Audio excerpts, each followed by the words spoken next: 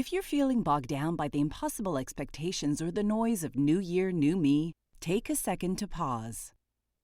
Grow Therapy gives you space to slow down, check in, and start the new year from a more grounded place. Whether it's your first time in therapy or your 50th, Grow makes it easier to find a therapist who fits you, not the other way around. They connect you with thousands of independent licensed therapists across the U.S., offering both virtual and in-person sessions, nights and weekends. You can search by what matters, like insurance, specialty, identity, or availability, and get started in as little as 2 days. And if something comes up, you can cancel up to 24 hours in advance at no cost. There are no subscriptions, no long-term commitments. You just pay per session. Grow helps you find therapy on your time. Whatever challenges you're facing, Grow Therapy is here to help.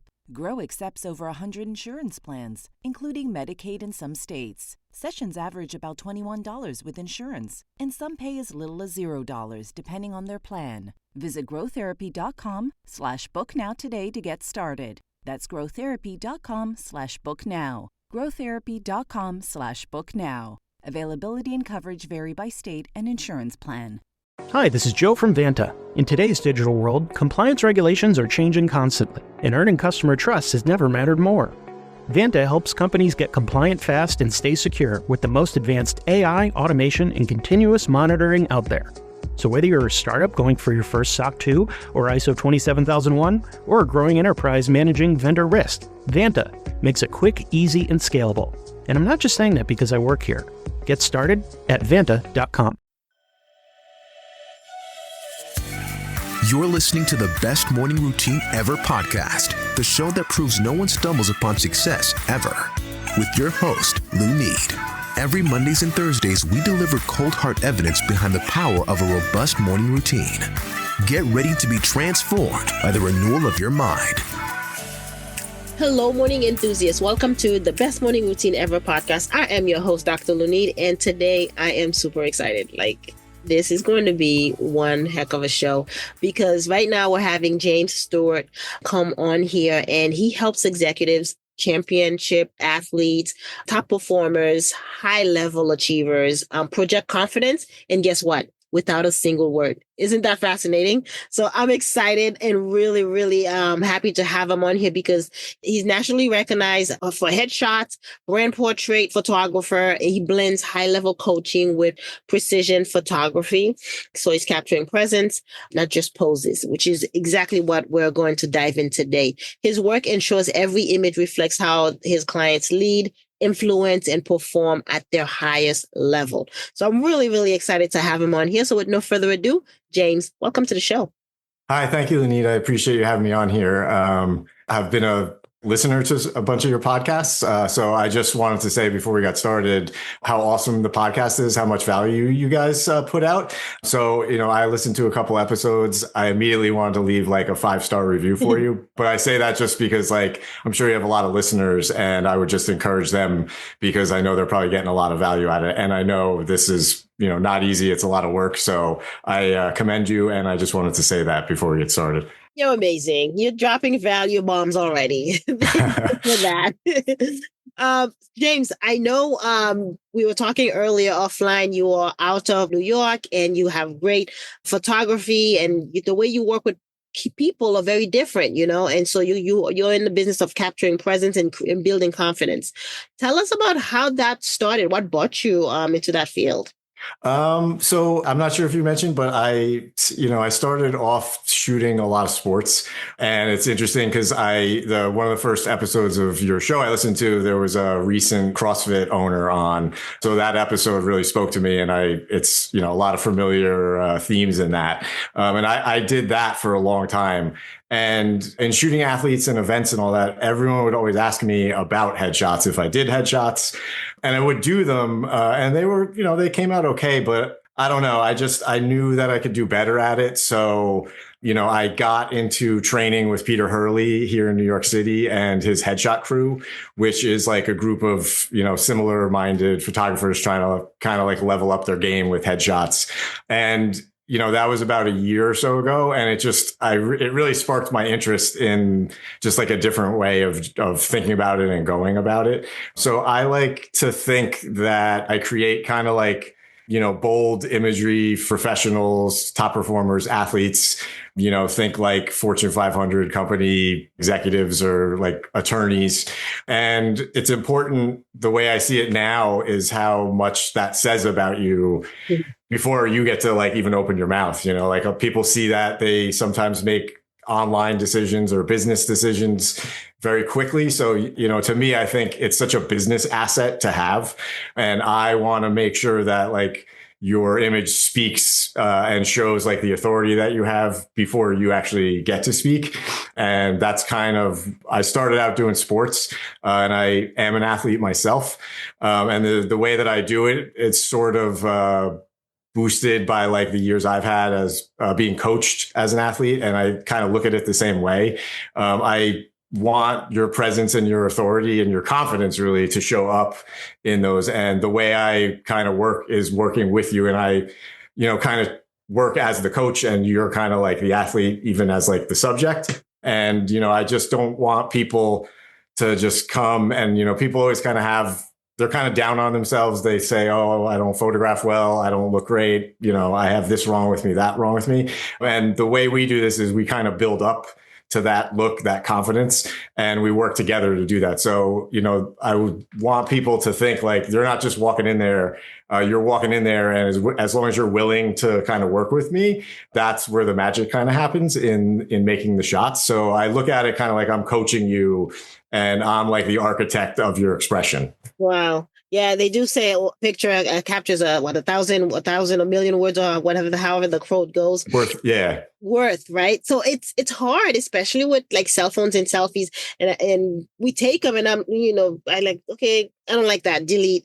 How do you go about in exuding that confidence? Let's talk about what that process looks like. How do you get the individual to show it?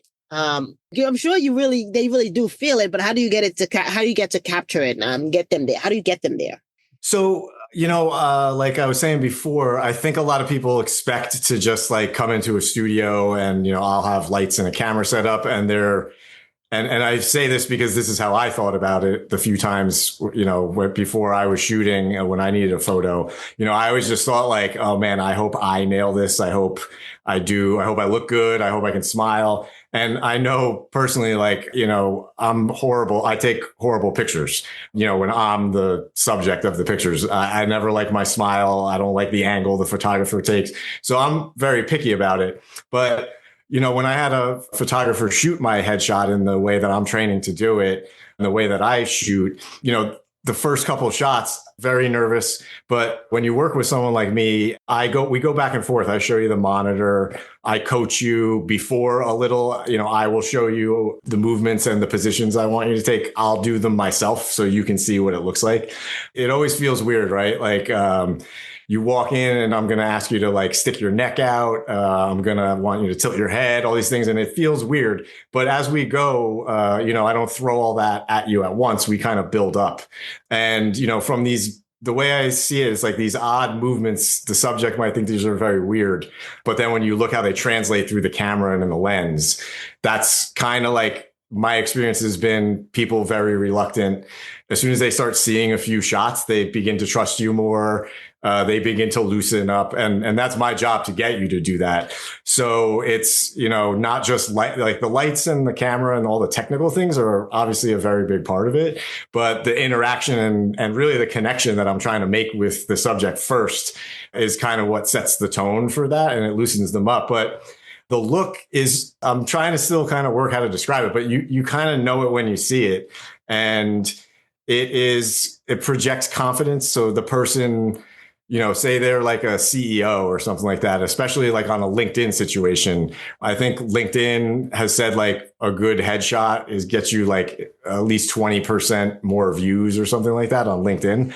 So if you're like a CEO and you have this selfie with like, people walking around on the street in the back, to me, maybe when I see that, I'm like, something doesn't sound right or it just doesn't click right. But when you see a professional headshot, that is just, from, cut off kind of down here. It's not like a half body shot or anything. And it really focuses on the face. You see it through their eyes. You see it through their position. And you can tell the person isn't phoning it in. You can see like that is that is their look and that's who they are. And it is different for everybody, but you do see it. You see confidence, and you also see that like this is somebody you could approach to speak to about whatever field they're in. So it's not just it's not a confidence or an arrogant look.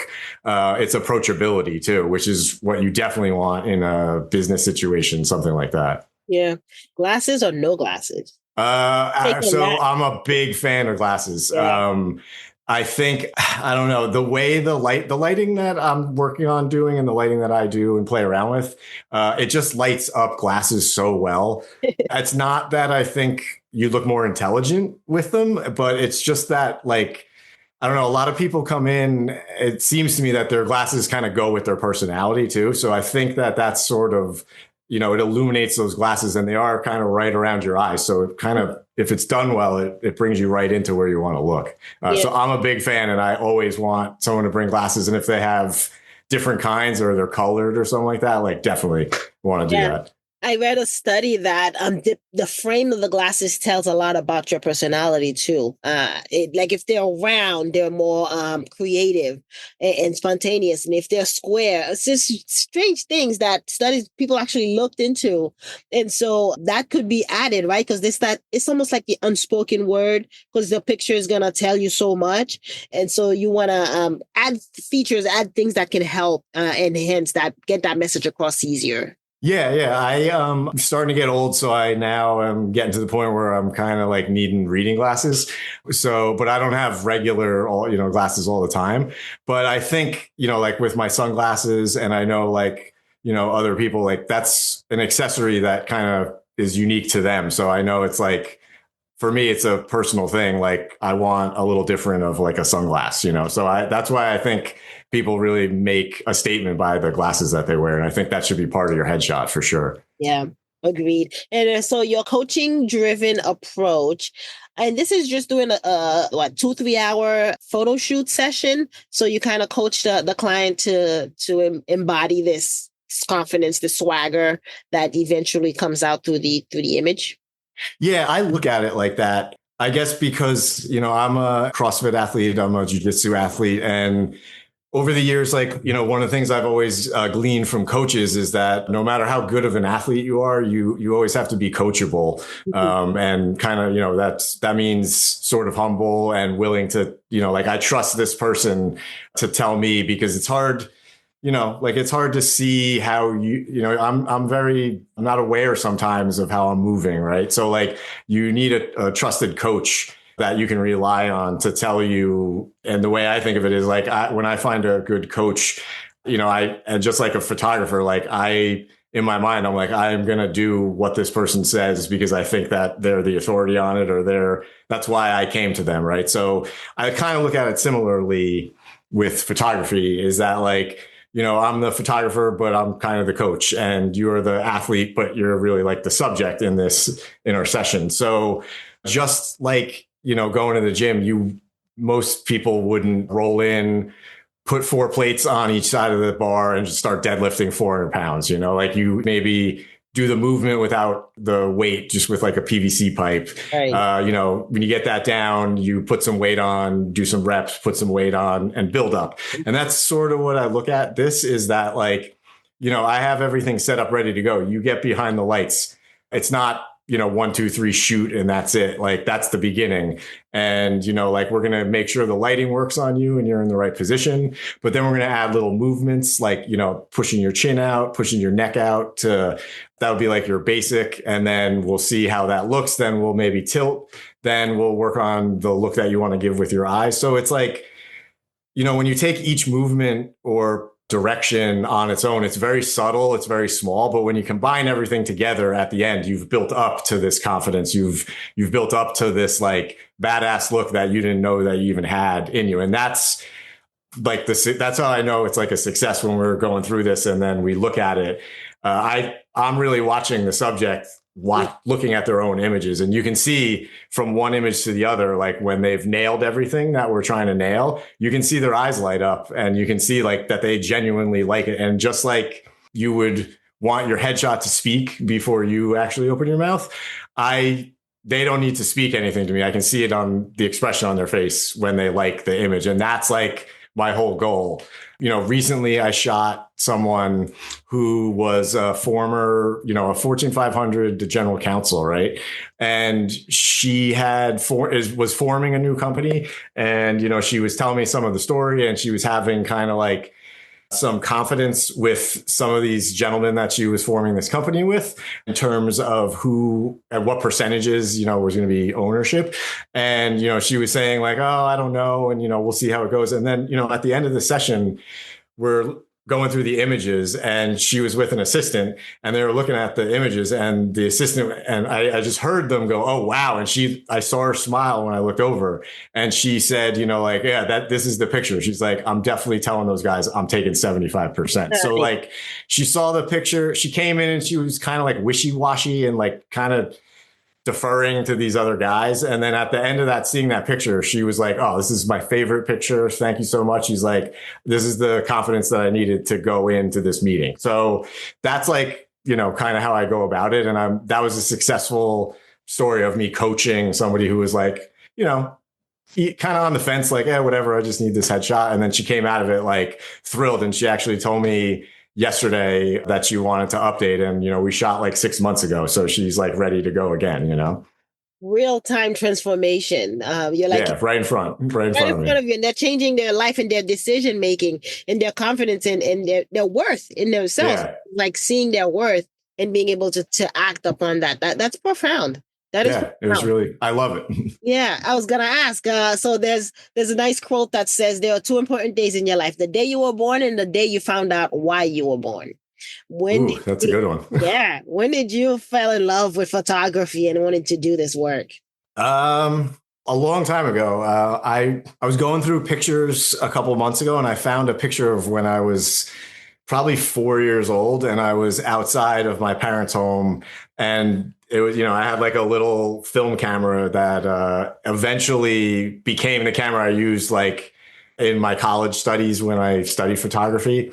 So I don't remember that, but there's pictures of me with cameras as a kid.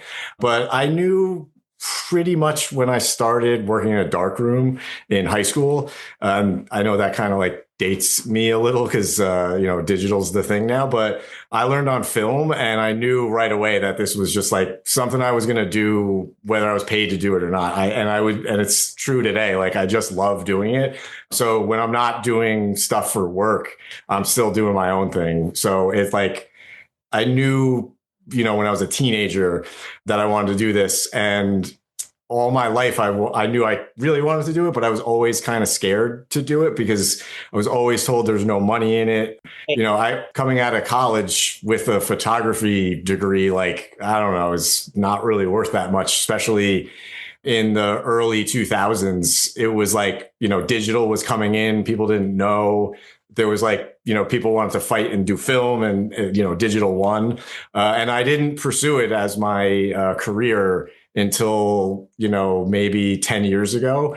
And then up until very recently, like in the last year or two, I'm pursuing it full time. Like, so I've left my job as a full-time job. Like, this is what I do now. Yeah. So now I look back at that and I wish I had more confidence in myself really to do it. But I can't change anything, and I'm happy the way things worked out right now. So just like I said before, like I'm going to be doing this either way. So if you want to pay me for it, it's like just even better. And I love that. Because you're so driven, right? Like there's no turning back. You are where you need to be. You have arrived. And that's the beauty of the journey, because all that other stuff kind of steeled your confidence and determination. You're like, there's no turning back. There's no second guessing this. This is happening. It shows in your work. Like you're so good at it, right? Because thank you. Yeah. You've gained, you've mastered the piece. I was reading something one time, and it was about Morgan Freeman, and somebody asked him, I think it was an interview, I was listening to him, and he said, if you were not acting, what would you be doing? And similar answer that you just gave me. He says, I could be driving a cab. I would still be acting in the cab to the people that are in the cab. And so it's like when it's your purpose, it's what you designed to do, and you get to master it and be good at it. You can't imagine anything else, life without it. Exactly. Yeah. It's not work, it's like just something that you do. Yeah. It's this, you're just a being. This is what you do. This is how you serve. the greater good. I love that. Let's talk about your morning routine a little bit. How do you get up, dress up, and show up? Because I know you said you have a pretty good one. So to start the night before, you mentioned. Yeah, I have been accused of being like having too many things, like being too delicate. Like I got to have everything line up for me, and maybe that's so. But I've just realized over the years, when I was a teenager and when I was like in college, it was like I would wake up and like just like maybe splash water on my face and like I'd be out the door. And now I can't. It just doesn't work for me anymore. But it goes without saying, the main thing that I learned is that like the way I set my morning up generally is how my day is going to go. So like the main thing right now that I'm kind of working on overall in my routine is not touching my phone for like at least an hour in the morning and not having coffee or caffeine right away in the morning. And it was tough at first, but I feel like out of all the things that I do that I could get into real quick, but those are like kind of the two that I've been working on right now that I find out of all the things that I do have a great effect on like how the day goes. So before I go to bed, I am like trying to keep the lights off, the lights down. Mm-hmm. I've recently tried using some red lights, which I find very easy to do. And like you can still see, and it kind of keeps the vibe like you're getting ready to go to sleep. Yeah. I'm guilty of using my phone or watching a screen, but I do try and keep that like to, at least a half hour before I go to sleep.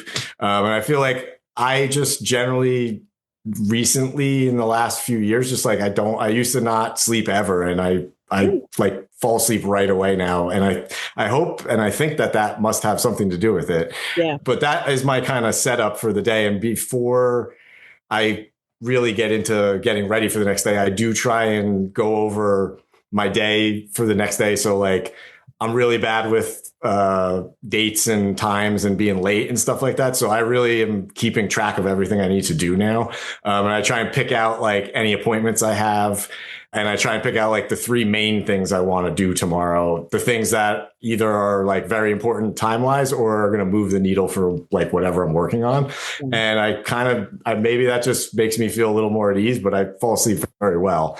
Morning, I try and, even on the weekends, still try and get up like within an hour of my time. So like I'm getting up during the week, like 7:30, 8 a.m. So on the weekends, like, if I'm out late, I'll sleep in. But generally, I try and keep the sleep to like be within the same times. And so I'm like not waking up wildly different times than I normally do.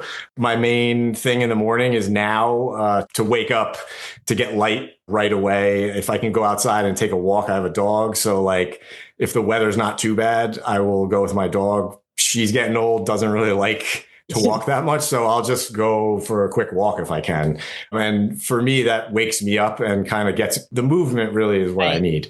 If my default is kind of to be lazy, I like, if I don't have the routine, I find like it's like a 2-hour ordeal for me to wake up. I'll sit around, I'll start reading my phone. So now I have a couple books and I just try and read like even on a Kindle, if, a few pages of something instead of going on my phone. So if I keep a couple books that I want to read, like eventually I'm going to read them all if I just start reading a few pages in the morning. A meditation, if it's 2 minutes, if it's 20 minutes, whatever I can do. I used to kind of really beat myself up and think like, you got to do this long thing and all that. But I've kind of found now that 2 minutes to 5 minutes, like still sets me up for like a pretty good day.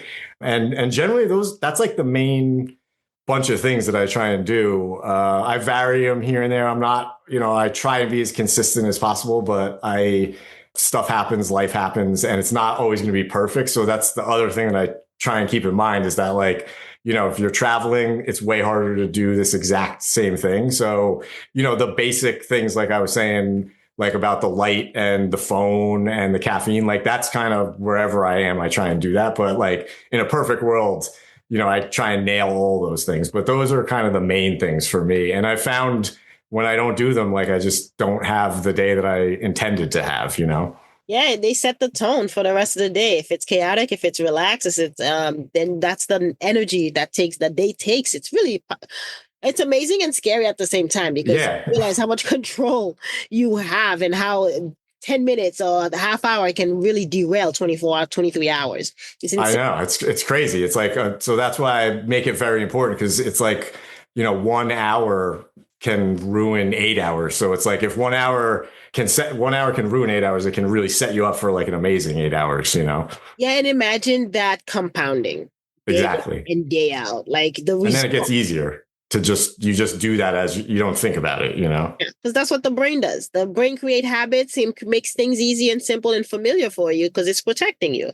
Exactly. From a tiger running after you down the street or something. Yeah, we're still those cavemen. So in our minds, that's real, Yeah. I love that you have non-negotiables. I do too. And a lot of entrepreneurs do have a non-negotiables that must happen just because you're up, it's like drinking a glass of water every day, making your bed, non-negotiables that you hack your body, into productivity, into like knowing that, hey, I'm present within. I'm showing you some love, just that grace that you have towards yourself. And you showed it again with the meditation. And a lot of people are very hard on themselves around that. But 5 minutes, 3 minutes, it's better than, not only it's better than nothing, but like there's no obligation. There's no like, if you start forcing it, then you're not in it.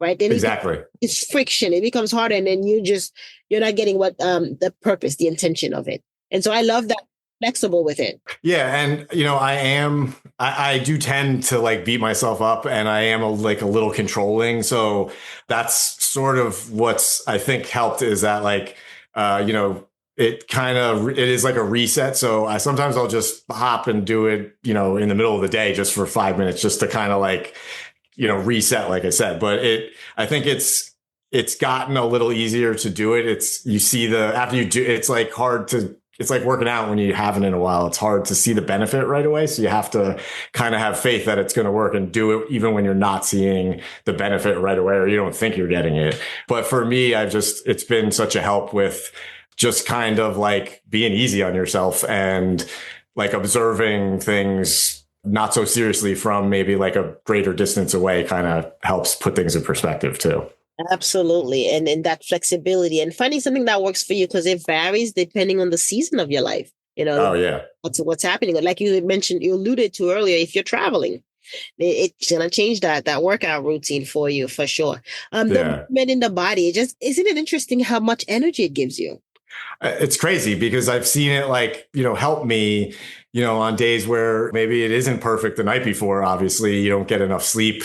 You wake, whatever. The sleep thing is like quite amazing too for the setting up for the morning. So, but, in times when it doesn't work out, like you're traveling, you don't get as much sleep, you're sleeping in a loud hotel, that does help, I think, take away a little bit of the stress that like I feel when things don't go perfect. Sometimes I tend to just kind of like everything's got to line up or I can't function. And that kind of helps with that, because I know in my mind that like it's never going to all line up, but you still got to show up and you still got to be able to perform. No one cares whether you slept or not the night before, Especially as an entrepreneur, you still got to show up. You still exactly. You still got to show up to work, right? Yeah. Yeah. James, this is very insightful. Thank you for sharing. Tell us, where can we connect with you? Where can we see your work? How do we find you? Can I just say real quick before I get into that? Like I was saying in the beginning of the show, I found this show so insightful, and it's just like great stuff that you can, think about and do right away. So I just wanted to offer to some of your listeners as a thank you, like a free resource that I offer to kind of boost your professional image. So I put it all together, and it's called like the Confidence Conversion Kit. And I can send it to anybody who wants it. It's no cost. I usually only use it with some of my higher performing clients, but it is basically like a headshot ROI. It'll show you what the benefits of having a headshot can be. So you're not thinking like, that's just some picture I have to do. It'll show you like that it is also a business asset for, all the people that I've explained who I work for. So if you want that, just hit me up on Instagram and send me a DM and just say confidence, and I'll send it your way. My Instagram is James Severio Photog, and that's where you can find me on social media. That's mostly where I am. Yeah, fantastic. Yeah, we'll add that in there. Thank you for sharing that. Oh, thank you. So IG and then website, ways to connect with you? Yeah, website is jamesseveriophoto.com. So it's James JamesSaverio, photography. And like I said before, I am here in New York, and I am also available worldwide for travel too. Amazing. Amazing. James, go ahead and leave us with your favorite quote. Okay. So I did just write it down so I could make sure that I get it correct. But this is from Stephen Pressfield, and it is also a quote from my favorite book, which is his book called The War of Art. And I would recommend that to anybody if they've never read it, if they're no matter what profession they're in, to read that. But the quote is, "Resistance will tell you anything to keep you from doing your work. It'll perjure, fabricate, falsify, seduce, bully, and cajole. Resistance is protean. It will assume any form if that's what it takes to deceive you. It'll reason with you like a lawyer or jam a 9mm in your face like a stick-up man. Resistance has no conscience." And I just kind of keep that in mind when I'm having a hard time. And I know I used to think it was only me, but I know it's a lot of other people, especially creatives, but not just creatives. And, this book is kind of what I always go to when I'm down or like not motivated or something like that. And it's an easy read. And I think it just will change the way everybody looks at the work that they do. Yeah, resistance. It's real. It's that we come across it a lot with habit building too, because we're stuck to the old way of doing things. So that was beautifully said. Thank you for sharing that. No, thank you. Yeah. James, such a pleasure having you on the show. Thank you again for coming. Thank you so much. I appreciate the opportunity. Of course. All right, morning enthusiasts, that's it for today's show. Thank you for tuning in. If you love the Best Morning Routine Ever podcast, we'd love to hear from you. So go ahead and subscribe, rate, and give a review on iTunes or Google Play. While you're at it, tell a friend about the show. Be sure to visit bestmorningroutineever.com and our Facebook group to join the conversation, access the show notes, and discover our fantastic free bonus content. Until next time,